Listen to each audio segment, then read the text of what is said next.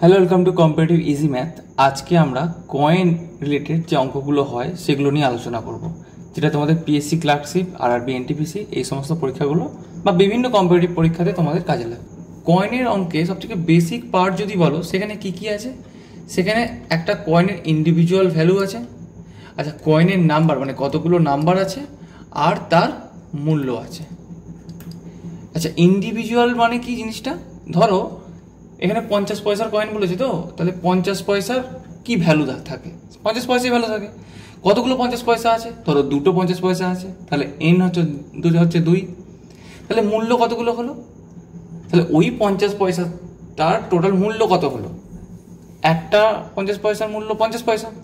তাহলে এরকম দুটো আছে, তাহলে কত পয়সা? 100 পয়সা, মানে 1 টাকা।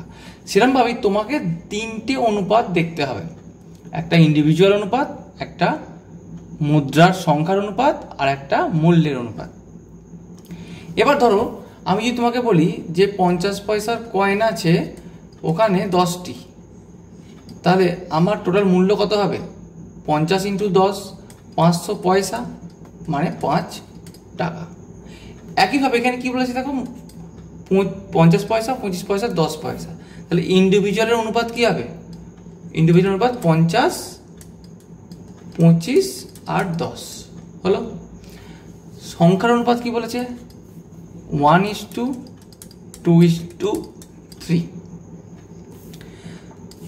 তাহলে এটাকে যদি ধরো ছোট করে নিই, তাহলে কি দাঁড়ায়? আমার কি ছিল? আমার ছিল 50, 25 আর 10 ছিল। ধরো আমি 5 দিয়ে কেটে দিলাম, তাহলে 10, 5, 2। তাহলে এখানে কি হয়ে গেল? 10, 5, 2। মনে রাখবে এটা কিন্তু আমি পয়সাকে কাটাকাটি করে করেছি, মানে আমি পয়সা ধরেছি। এবার মূল্য কি হবে? একটা জিনিসের মূল্য 10 পয়সা, এখানে 10, এখানে একটাই জিনিস আছে, তাহলে এখান থেকে কত আসবে? মূল্য 10। এখানে কত আসবে? 10। এখানে কত আসবে? 6। তাহলে মূল্যগুলো সব যদি যোগ করি তাহলে কত মূল্য আসছে? মূল্যগুলো যোগ করি ইন দ্য সেন্স 50 পয়সার যে ব্যাগটা আছে সেখান থেকে আমি 10 পাচ্ছি টোটাল মূল্য, 25 পয়সার যে ব্যাগটা আছে সেখান থেকে আমি আরও 10 পাচ্ছি, আর 10 পয়সার যে ব্যাগটা আছে সেখান থেকে আরও 6 পাচ্ছি। তাহলে ওভারঅল কত হলো? 26 পয়সা হলো, কিন্তু কারণ আমি এগুলো পয়সাতে ধরেছিলাম। সমান 26। তাহলে আমার পুরো সব মিলে হওয়ার কথা, মোট মূল্য হওয়ার কথা, কিন্তু এখানে বলছে মোট মূল্য 6 টাকা 50 পয়সা।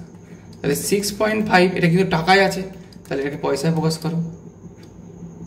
দশমিকটা তুলে দিয়ে নিচে একটা 10। তাহলে 1 মানে কত? এখানে 10 কেটে দাও, তাহলে 65 × 10/26। 13 দিয়ে কাটলে 5 × 65, 13 × 2 = 26, 5। তাহলে 5 × 5 = 25। তাহলে 1 এর মান কত হলো? 25। এবার দেখো, যেহেতু আমি মূল্য দিয়ে হিসাব করছি, তাহলে আমাকে মূল্যতেই বসাতে হবে। তাহলে মূল্যতে যদি বসাই, 1 এর মান কত হয়েছে? 25 হয়েছে। সব পয়সাতে হিসাব হচ্ছে।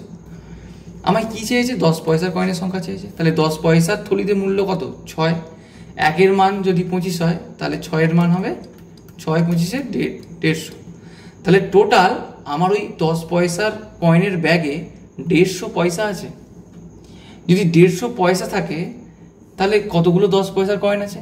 আমার ওভারঅল 10 পয়সা থলি থেকে 150 পয়সা পেয়েছি, বা 1.5 টাকা পেয়েছি। তাহলে কতগুলো 10 পয়সার কয়েন আছে? ডিভাইডেড বাই 10, 15টি 10 পয়সার কয়েন আছে। বোঝা গেছে? চলো পরের অঙ্কে গেলে। একটি ব্যাগে 785 মূল্যের 2 টাকার কয়েন, 5 টাকার কয়েন এবং 10 টাকার মুদ্রা আছে। তাহলে কি কি মুদ্রা আছে? ইন্ডিভিজুয়াল অনুপাত 2, 5, 10। এগুলো কিন্তু সব টাকাতে আছে, পয়সাতে নেই কিন্তু, তাহলে পয়সার ঝামেলা নেই। নাম্বার অনুপাত কি আছে? 6, 9, 10। তাহলে মূল্য কি হবে? একই রকম, 12, 45, 100। তো এগুলো সব মূল্য। সব ব্যাগ মিলে আমার কত টাকা হচ্ছে? 145, 157 টাকা হচ্ছে, যেটা মানে ওরা কত বলে দিল? 785। 1 মানে কত? 785/157। এটা যদি আমি কাটাকাটি করি, 5 দিয়ে কাটাকাটি চলে যাবে। কি করে বুঝলাম? যদি 150 ধরো তাহলে 5 150 কত হবে 750। আবার কত এক্সট্রা আছে 7, তাহলে 7 5 35, তাহলে 750 সাথে 35 যোগ করলে 785 হয়। তাহলে একের মান হয়ে গেল 5। এবার কতগুলি মুদ্রা আছে সেই অনুপাত ধরে বসাতে যাবে না, দেখো 5 টাকার বলেছে কতগুলি মুদ্রা আছে, তাহলে 5 টাকার মুদ্রা কোনটা, এটা। যেহেতু আমি মূল্য দিয়ে হিসাব করেছি তাহলে মূল্যতেই বসাও। তাহলে কত হচ্ছে 45 × 5, এত টাকা আছে 5 টাকার থলিতে, তাহলে এক একটার ভ্যালু 5 টাকা করে। তাহলে কতগুলো 5 টাকার কয়েন আছে, 45টা 5 টাকার কয়েন আছে। কিচ্ছু নয়, শুধু জানবে ইন্ডিভিজুয়াল নাম্বার আর মূল্য। তুমি দুটো রেশিও তোমাকে দিয়ে দেবেই।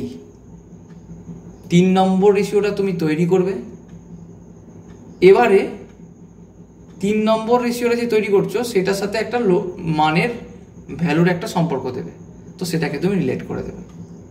পরের অঙ্কে চলো। একটি বক্সে সমসংখ্যক 1 টাকা 50 পয়সা 25 পয়সা আছে। বক্সে মোট 35 টাকা হলে প্রত্যেকটি মুদ্রার সংখ্যা কত? প্রথম কথা সমসংখ্যক, প্রথমেই আমি কি বলবো, ইন্ডিভিজুয়াল অনুপাত কি আছে দেখে নেওয়া যাক। 1 টাকা মানে 100 পয়সা, 50 পয়সা আর 25 পয়সা, তাহলে 4 2 1, এটা ইন্ডিভিজুয়াল অনুপাত। নাম্বার অনুপাত সমসংখ্যক আছে, তাহলে এটাও 1 এটাও 1 এটাও 1, বলে দিলাম না তোমাকে দুটো অনুপাত দিয়েই দেবে। তাহলে এবার মূল্য বের করো, কি হবে 4 2 1। তাহলে ওভারঅল মূল্য কত হলো, আচ্ছা এটা কিন্তু পয়সা হিসাব করেছি আমরা, কিন্তু মাথায় রাখবে ওভারঅল মূল্য কত হলো 7 7 মানে বললো 35 টাকা, তাহলে 100 গুণ করে দাও পয়সা। যদি এখানটা আমরা পয়সায় নিয়ে থাকি তাহলে আমার এটা সব পয়সা দিয়ে ক্যালকুলেট করতে হবে। তাহলে 1 মানে কেটে যাবো ওখানে 500, কত প্রত্যেক মুদ্রার সংখ্যা, যে কোনো একটা বলেছে তুমি যে কোনো একটা নাও, যে কোনো একটা নিলেই হবে। তাহলে ধরো তুমি 1 টাকাটাই ধরলে, এইটা ধরলে, তাহলে 4 মানে কত, 1 মানে যদি 500 হয় পয়সাতে, তাহলে 1 মানে 500 পয়সা, তাহলে বলতে পারো 5 টাকা। তাহলে 4 মানে কত 20 টাকা।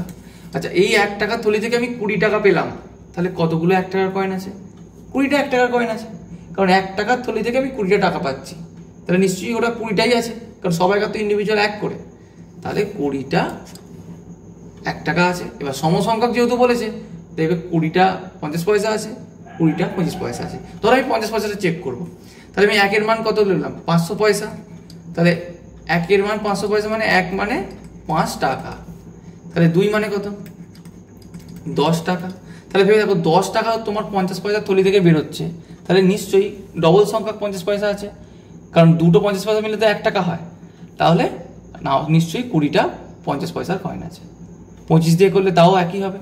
1 এর মান কত, 1 এর মান 5, 1 এর মান 5 টাকা, তাহলে 5 টাকা 1 টাকাতে কতগুলো 25 পয়সা থাকে 4টে, তাহলে 5 টাকাতে কত থাকবে 20টা। তো এইভাবে করতে পারবে, যে কোনো একটা করলেই হবে। তো আমি জাস্ট 3টে বলে দিয়ে দিলাম। পরের অঙ্কে চলো। একটি বক্সে 1 টাকা 50 পয়সা ও 25 পয়সা মুদ্রার সংখ্যার অনুপাত এত, ওই বক্সে এত টাকা থাকলে, দেখো এই অঙ্কগুলো কিন্তু আমরা একই রকম অঙ্কই করে যাচ্ছি। কি ইন্ডিভিজুয়াল কত সেটা 100 50 25, তাহলে 4 2 1, এটা কিন্তু পয়সা হিসাব করেছি। নাম্বার কি বলছে 1 2 4, তাহলে মূল্য কি বের করব 4 4 4, তাহলে সব মূল্য সেম, কত সেটা 12 12 মানে 393, কিন্তু আমাকে এখানে 100 গুণ করতে হবে, কারণ আমি এগুলো সব পয়সায় ক্যালকুলেট করেছি। তাহলে 1 মানে কত হবে 393 ইন্টু 100 ডিভাইডেড বাই 12, 3 দিয়ে কাটলে 1 3 1, 4 দিয়ে কাটলে 25, তাহলে 1 এর মান হয়ে গেল 131 ইন্টু 25। বলছে মোট কতগুলি মুদ্রা ছিল, তাহলে মোট কতগুলি মুদ্রা ছিল যদি বলে, তাহলে যে কোনো একটা ভ্যালু বের করো। 4 এর মান কত, কারণ 4 গুণ করলে 25 আর 4 100 হয়ে যায়, তাহলে 13100 পয়সা, তাহলে 131 টাকা। তাহলে এই আমি প্রতিটা ঘর থেকে কত টাকা করে পাচ্ছি? 131 টাকা করে পাচ্ছি, কারণ মূল্যগুলো সব সেম আছে, সবই 4 করে আছে। তাহলে প্রতিটা ঘর থেকে 131 টাকা করেই আমি পাচ্ছি। তাহলে 1 টাকার ঘর থেকে কত পেয়েছি? 131 টাকা। তাহলে বলো তো কতগুলো 1 টাকার কয়েন থাকবে? 131টাই থাকবে, কারণ সব 1 টাকা করেই তো ভ্যালু। আচ্ছা, 50 পয়সার ঘর থেকে কত পেয়েছি? 131 টাকা। তাহলে ডবল কয়েন থাকবে, 262টা কয়েন। 25 পয়সার কয়েন থেকে কি পেয়েছি? 131 টাকায় পেয়েছি, তাহলে এটা 4 গুণ হবে। তাহলে ওভারঅল আমি কতগুলো কয়েন পাচ্ছি? 7।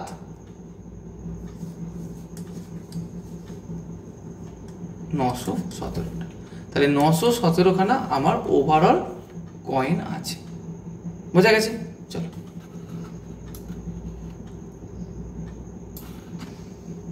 এইটা একটু অন্যরকম।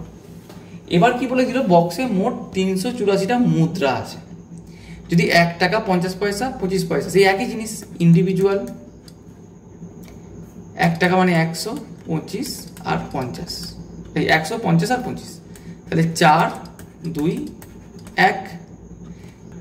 নাম্বার অনুপাত কিন্তু দেয়া আছে, তাহলে 2, 3, 7। তাহলে এখানে দেখো, এখানে আমার মুদ্রার সংখ্যাটাই বলে দিয়েছে 384। তাহলে আমার এই রেশিও অনুযায়ী মুদ্রার সংখ্যা কত? 2, 3, 5টা, 5, 7, 12টা। তাহলে 12টা মুদ্রার সংখ্যা মানে 384টা মুদ্রা। তাহলে একটা মানে 1 মানে 32। তবে বক্সের মুদ্রাগুলির মোট মূল্য কত? তাহলে টোটাল মূল্য চেয়েছে, তাহলে মূল্য বের করি আমি। এখানে মূল্য কত? সেটা 8, 6, 7। বোঝা গেছে? তাহলে দেখো, 1-এর মান কত পেলাম? 32 পেয়েছি। তাহলে এখানে আমার 1 টাকার কয়েন আছে কতগুলো?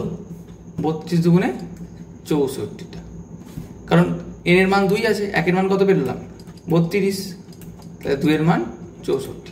তাহলে 1 টাকার কয়েন 64টা আছে, তাহলে আমি টাকা হিসেবে কত পাবো? 64 টাকাই পাবো। আচ্ছা, 50 পয়সার কয়েন কত আছে? 3, মানে তাহলে 96টা আছে।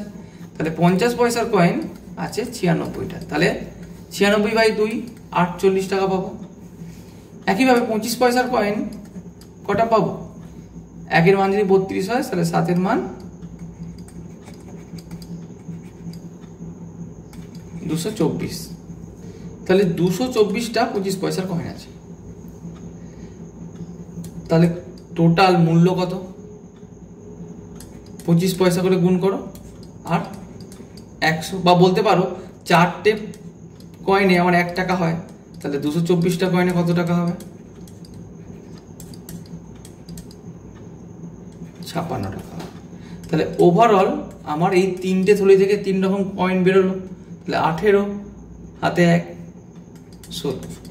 168 টাকা আমার থাকবে।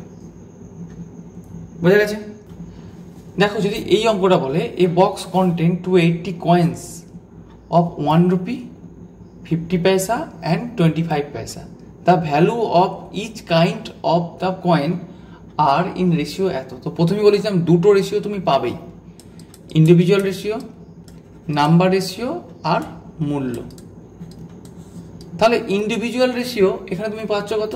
100 আছে, 50 আছে, 25 আছে, মানে 4:2:1। বাট এখানে নাম্বার রেশিও বলা নেই। কি বলা আছে? The value of each kind of the coins, মানে ভ্যালু মানে মূল্যের কথা বলা আছে। তাহলে সেটা কত বলা আছে? 8, 4, 3। তো তোমরা আগের অঙ্কগুলো কি দেখছিলে? যে ইন্ডিভিজুয়ালের সাথে নাম্বার গুণ করছিলে আর মূল্য তৈরি হচ্ছিল। তাহলে এবার আমি কি বের করব? এবার আমি নাম্বার বের করব। তাহলে নাম্বার বের করা মানে কি? মূল্য ডিভাইডেড বাই ইন্ডিভিজুয়াল হবে। তাহলে এখানে মূল্য কত? 8, এখানে ইন্ডিভিজুয়াল কত? 4। তাহলে যদি ভাগ করো কত হবে? 2 হবে। এটা 4, এটা 2, ভাগ করছো মূল্য ডিভাইডেড বাই ইন্ডিভিজুয়াল, মূল্য ডিভাইডেড বাই ইন্ডিভিজুয়াল, 4/2 মানে 2, এটা 3/1 মানে 3। তাহলে তুমি কি পেয়ে গেলে? নাম্বারের অনুপাতটা পেয়ে গেলে। তো নাম্বার অনুপাতটা পেয়ে গিয়ে কি এলো? 2:2:3। তাহলে ওভারঅল 7খানা কয়েন, ওরা বলছে না এটা 280টা কয়েন। তাহলে 1 মানে কত? 40। কি চেয়েছে আমাকে? নাম্বার অফ 50 পয়সা কয়েন। 50 পয়সা কয়েন মানে কোনটা? মাঝেরটা, কারণ প্রথমে 1 টাকা ছিল। তাহলে সেটা কয়েনটা কত বের করলাম আমি? 2। তাহলে 2 মানে 80। তাহলে 80টা 50 পয়সার কয়েন আমার ছিল। এই দুরকম টাইপেরই অঙ্ক ম্যাক্সিমাম আসে। একটা তোমায় কয়েন বলে দেবে টোটাল, আর একটা মূল্য বলে দেবে। যদি মূল্য বলে দেয় তাহলে ইন্ডিভিজুয়াল ইনটু নাম্বার করে তুমি মূল্য তৈরি করে তাকে রিলেট করবে। আর যদি নাম্বার বলে দেয় তাহলে দেখবে বাকি দুটো রেশিও তোমাকে দেওয়া থাকবে, ইন্ডিভিজুয়াল আর মূল্যে, সেটা ডিভাইড করে তুমি নাম্বার অনুপাত বের করবে, তারপর নাম্বারের সাথে নাম্বার রিলেট করবে, তাহলে অঙ্কগুলো হয়ে যাবে।